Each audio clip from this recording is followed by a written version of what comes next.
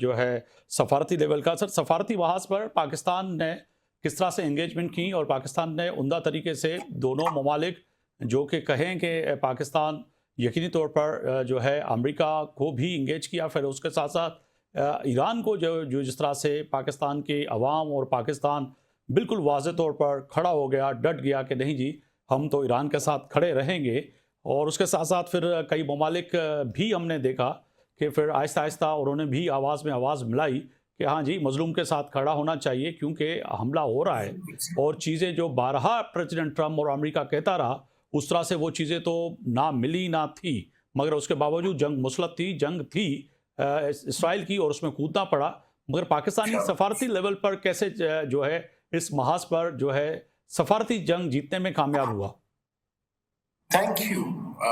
First of all, let me compliment you for the way you framed the question. جی. اور میرے نظر میں this is the critical question کہ ہماری meditation effort کی اسٹریٹجک سگنیفیکنس کیا ہے. جی. That is what we need to highlight. اس کے 4 میرے خیال میں ڈائمینشنس ہیں ہماری اس میڈیشن ایفرٹ اور کامیاب میڈیشن ایفرٹ کے. نمبر 1 جس کا آپ نے ذکر کیا کہ میرے خیال میں, میری اسیسمنٹ میں, ناقص خیال میں, پاکستان اور ایران کے ریلیشن شپ ایک نئی نہج سے شروع ہو رہے ہیں جو کہ پہلے بھی تھے عوام کے دلوں میں, لیکن اس طرح سے کبھی بھی مینیفیسٹ نہیں ہوئے at the state to state level. تو یہ ایک بہت خوش آئند بات ہے اور میرے نظر میں it changes the entire dynamics of West Asia and South Asia. Number 1. Number 2, ایک اہم چیز یہ ہے کہ اس جنگ کے بعد چونکہ پاکستان نے ایک شمع جلائے رکھی کہ نہیں there is an alternative to war. 1. Second most importantly, Iran is not alone.